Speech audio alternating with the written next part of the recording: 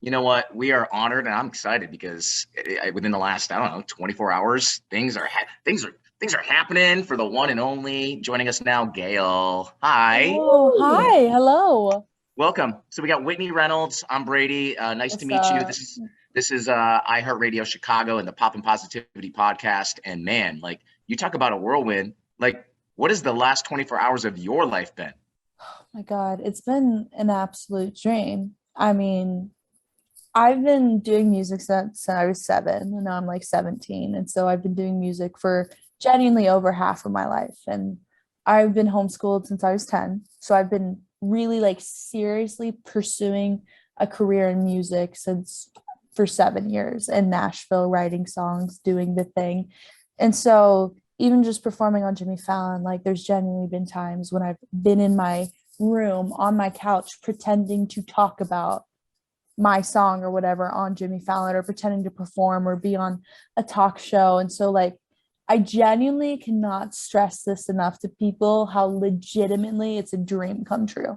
Like, everything I've ever dreamed of, everything I've ever worked for, everything I ever wanted, like, that started happening, which is so crazy. Like, it's so mind blowing that that actually happens. Like, you sit and you can talk all the bull you want. Like you can, because that's what it really is for a really long time. You're like, when I go on da da da da da and do da da da, like you're 5 years away from maybe even being close to doing that. And so when you actually do it, you're like, huh, huh, like hello, and like it was really sweet. Like my mom flew out to New York with my brother, my best friend who I wrote ABC with, her and her brother flew out and we all like they had their own hotel room and we all went out to dinner and got frozen yogurt and pizza in New York and we all went to Times Square together and it was just such a like amazing memorable moment of just like wow, like we're here, we did it, we worked so hard, so many sacrifices were made and obviously like there's still more things that I want to do in my life and in music, but it's just so I'm so like grateful to be able to do the things that I'm doing because it genuinely is a dream come true and it would not be happening without people listening to my song, you know? Yeah. You're so authentic in your music and just hearing you answer that first kickoff so honestly, I mean, that's what people want to hear because that is the truth. So often people think that people just arrive overnight. And I love that you said this has been 7 years in the making. I actually like visualized this moment. So I guess something I'd love to know is for the people that are dreaming big for themselves in this new year and they're trying to believe that the best is truly yet to come, how did you keep going knowing that you would one day get here? I think the biggest thing is like I never knew I was gonna get there. Like I hoped and I worked, but I could never like predict and say for certain. I would say my mom probably like knew more than I knew, like because she had more of the like I believe in my daughter, and I was more like I don't know what I'm doing, and like I would definitely say like at 10 I didn't know how much work it was going to be, because it's a lot of just work in general, but it's stuff you love to do. So it doesn't like feel like work. But at the end of the day, if you have a 7 hour day, you're like, that was a lot Yeah. to do, like it's one of those Especially things. in your teen years. I mean, that is a lot. That's another thing is you have the drive, Yeah. you're putting in the work. And I was homeschooled for middle school and high school, and I moved to a different state. And so it was really lonely for a really long time. I had no friends. Like genuinely, I did not. And I also went out to like bars. That's how I met people because they have writers' rounds and bars in Nashville. And so it's like it's a writers' rounds like 3 to 4 people go on a stage. One sings, one sings, one sings, go on a line and then you just sing your original songs. And like that's literally how I met people. And so I was meeting like these adults and writing with them and working with them while like not being surrounded by like kids my age. And like that was really lonely for a really long time. But I guess the biggest thing was is like I was still able to do what I loved. I think my love for music always overpowered any difficulty. And obviously there has been times where I've like fallen out of love with music for sure, where it can feel just more like what am I even doing? What are the songs am I writing? What is this? What is the point? What is the goal? But every single time I would like find a song that just made me feel something that nothing else could. And it just like brought me back to be like, okay, this is why I'm doing it. you know? Well, let's get into song. Let's get into song because there's a song right now that is absolutely crushing it. I don't know, Gayle, like you're like really new into the game right now. This song is blowing up. I hope you're ready for this roller coaster ride because this is a future #1 hit. So, Thank and I've been you. doing this for a minute. ABCDEFU. I said it. I said it. You I said said it. it. I You said said it. it. You said it. You wrote this with your best friend? I did. I did. Yeah, I've been writing songs with her since I was 12 and she's 15. So I'm 17 now and she's 20. And yeah, I mean, we first started writing songs in my bedroom. It was really cute. Like it literally, we would sit on this round table, sit on one side, she'd sit on the other. I'd have my notebook, she'd have her computer, I'd have a piano, and we'd have a guitar, and we'd sit there and like we did that for years. I mean, years and years. It was just that. And then we both actually like interned at a studio together. It was actually this nonprofit organization. I used to be a Boys and Girls Club member because my mom was a single mom, and it was kind of around the time where my brother was in high school and like he couldn't drive yet. And so she needed to like, and I was homeschooled. And so like it was one of those times where like combined with the work and trying to pick up my brother, she just needed a spot to like put me for a couple hours to where she like knew where I was and knew I was safe and like okay. And they had a studio there. So I just be in the studio the whole time. And then I convinced her to like intern at the studio. And so we'd both be there. And then the producer would like start like making tracks and we'd write to the tracks. And we felt like so like professional because we're like, oh my God, this is, and it was a really cool organization. It's called Notes for Notes. They literally put free studios and boys and girls clubs. And they don't censor you. You can literally say whatever you want, whatever you're going through, you can put it out there. And so we started writing songs to tracks and then we're like, wait, we can say whatever we want. Wait. I remember when we started putting F words in our songs and we would like look at our moms when we would play it for them when we're like, yes. That's what I was you're censoring. So how did you find that voice? Because that's one thing too, is like at a young age, some people are like, I don't want to put myself out there the way, like truly being who I am. And I love that they didn't censor you at this young nonprofit studio. Yes. But so you've been writing like this basically your whole life. Is that what you're saying? For 7 years, yeah. Since I was 10, I started writing. So I started singing at 7. So I was kind of singing and performing out more a little bit before. But yeah, writing kind of my first like love for music started in performance. And then I kind of went to writing and then playing instruments and just kind of like grew as a whole. I love the fact that you wrote it with your best friend because me and my best friend were not doing the same things that you were doing at that young age. So literally, I'm following you, and things are changing in your life and your career by the second. Like 16 minutes ago, you tweeted out that, oh, no big deal. Gayle's got a headlining tour in LA, in I think New York, and then Nashville, which is where you really kind of got the music bug. Where the hell is the Chicago show, Gayle? Like, I did a Chicago show. I did do a Chicago show, actually. Oh, you were here recently, weren't you?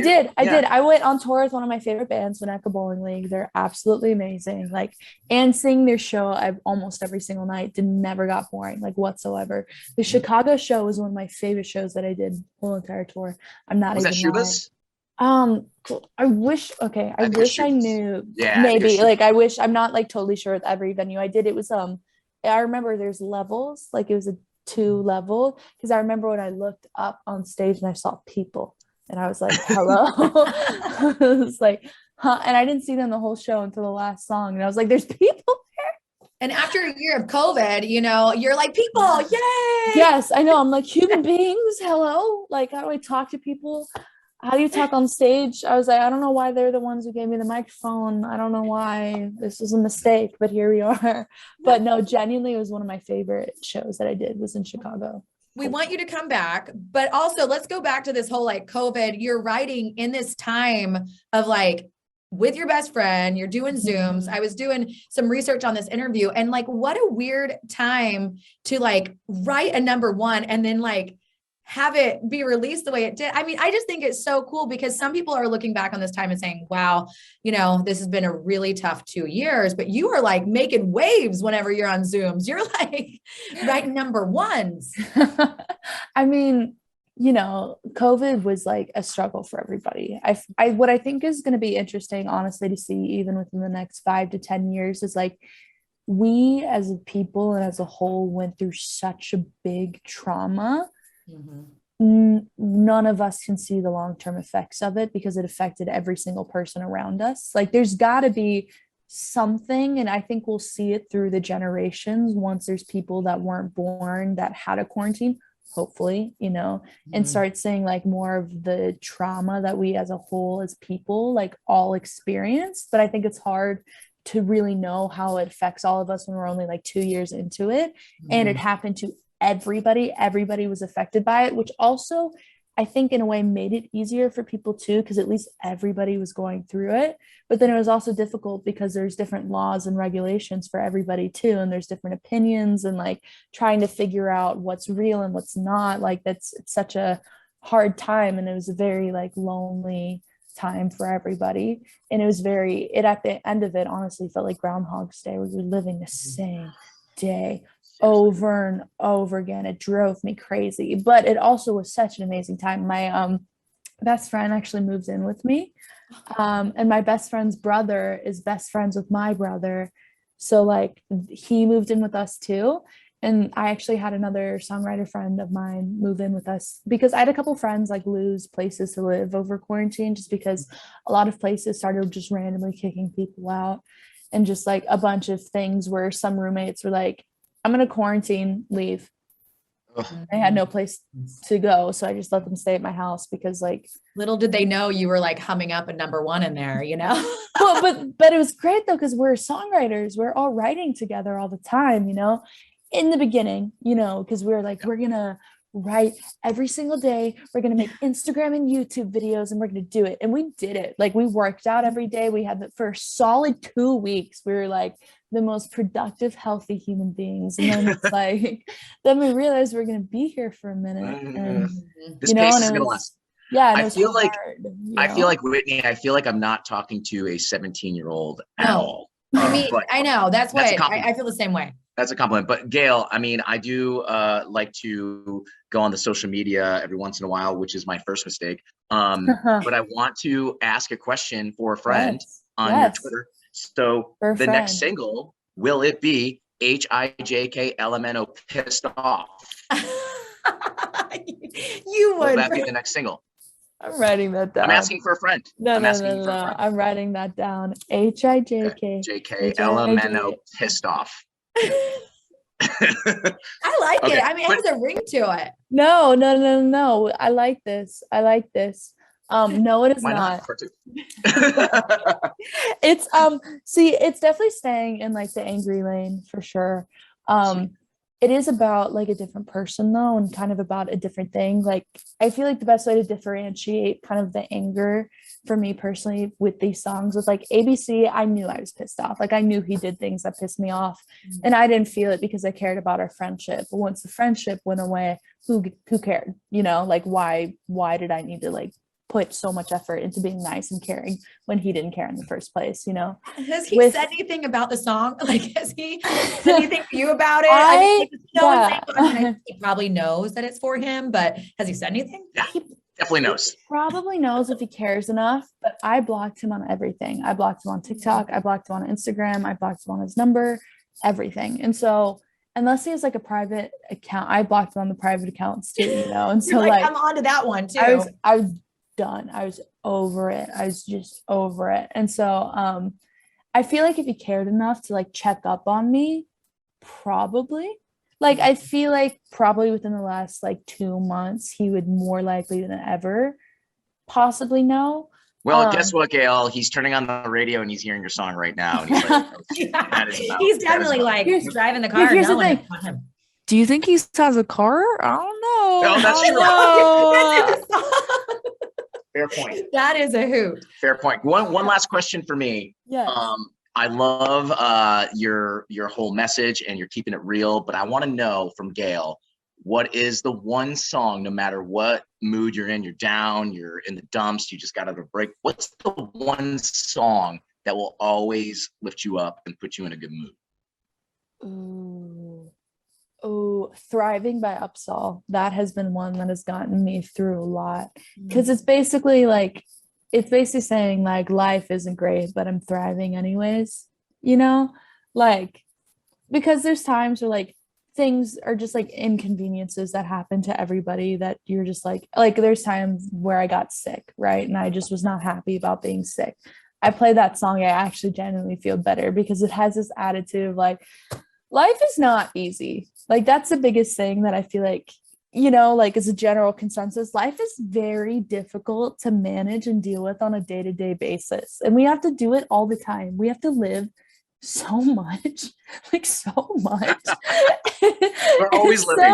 And it's so difficult. Like life can be so difficult to manage and like deal with. And like even things like eating consistently and taking showers and brushing your hair takes so much effort for people. And that's okay. But it's like difficult. And then when minor inconveniences on top of that get placed, sometimes you need a song that's like, I'm not happy, but I have to do things anyways. You know? Well, and speaking of living, because this is one thing we ask everybody on the Pop and Positivity podcast, but what is it that you want your legacy to be? That's a good question. I mean, the biggest thing that I really stand for is just like talking about the difficulties of like navigating life and figuring things out, like figuring yourself out as a person. Like it is such a daunting thing to like not know who you are as a person, or it's such a daunting thing to know who you are as a person and like not be acting that way because you're scared of how people are going to perceive you. And the biggest thing I ever want to do is just possibly give people the confidence to want to be themselves or do the things that matter to them. That is all I can do. If people look at me and know that they don't want to be me, at least they know something more about themselves that maybe they didn't before. All I can do is tell my truth and tell my experiences and tell my difficulties and the things that I've had to deal with in my life and hope that it gives people comfort, and I truly believe that music is such a unifying thing. And I think I really like that people don't always know how much it is a unifying thing. Not that I have like the book of all the important things that I know, all the answers to life's problems, but it's like when you go to a concert, when I'm on stage and I look at the people, I look and I see that nobody knows how much they actually disagree with each other because we're all starting with the base of being here for the same thing. So you're automatically starting with a place of unity and positivity. And if I can just like maintain that throughout the show, that's giving like a positive experience with multiple people. And I think that is just beautiful. So, I am ready to take on the day. I am officially ready. I'm ready to create a new intro with her little words right there. I love it. Oh my God. Listen, Pop and Positivity Podcast, iHeartRadio Chicago, 103.5 KISS FM. We're going to play your song. I got to go because I got to go play your song like 9 more times today. We'll see you in Chicago when you come through. Whitney and I will be at your show singing along. And good luck with everything. Thank you so much for taking the time. I know you're crazy busy. Enjoy that New York hotel. Order room service before you have to check out. I shall. Happy New Year. Thank you very much. Happy New Year. I hope you have a lovely rest of your day.